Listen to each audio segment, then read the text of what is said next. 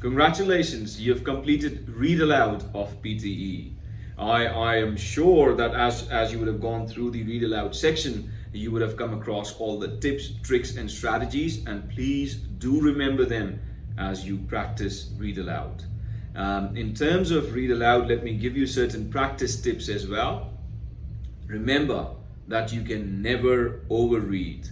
So read as much as you can. Read from different sources. Always read English texts from textbooks, from newspapers, from magazines, from novels, from internet sources, from various different sources. You got to be careful as well that you do not just keep reading from your area of interest only. What I mean by that is, let's say if you're a student of biology and you keep reading only biological texts, and at the exam you come across something completely different, maybe a financial text, then that might just become a bit of a bouncer for you.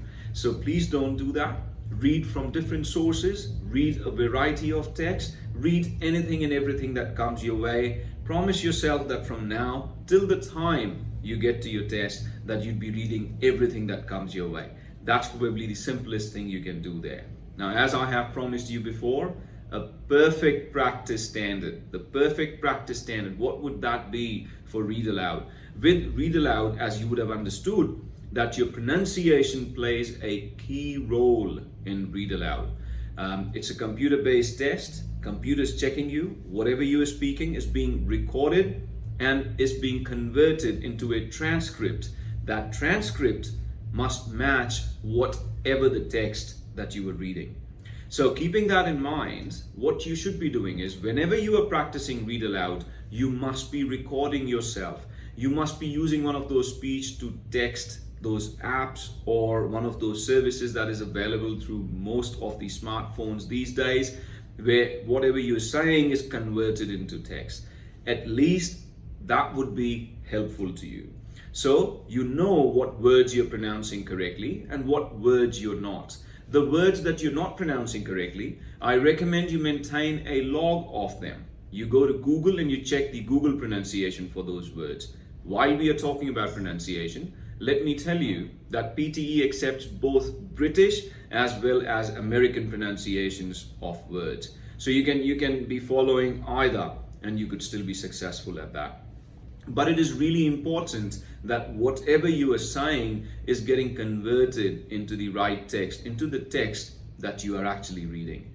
And those words that you're not able to pronounce properly, that you work on them. Now, the perfect practice standard for Read Aloud, once you've fixed everything that you need to fix, if there is anything that you need to fix, once you've fixed that, then this is the perfect practice standard.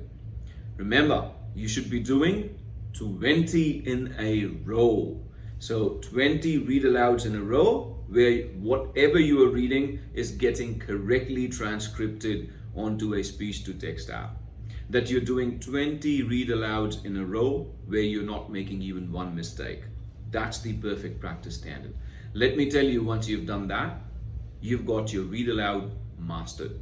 And as I promised that there is a perfect practice standard for every single task type in PTE, this is the perfect practice standard for Read Aloud.